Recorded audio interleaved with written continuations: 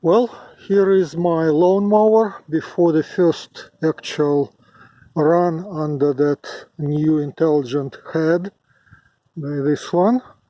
And I'm just walking around and trying to explain what's happening, and here it is.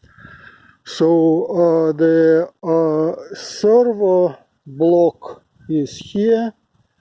It is basically connected to those levers through some pins that I can easily remove. There is a throttle block, throttle actuator, and of course a little bit of wiring, and of course that intelligent head with Raspberry Pi inside. The GPS is on top of it. Antenna is in the front.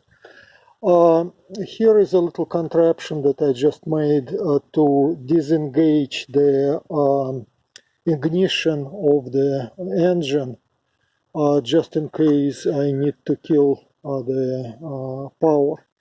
And here is a little remote switch that I can use. Basically that's it. I will run it, trim it, and will try to cut grass today.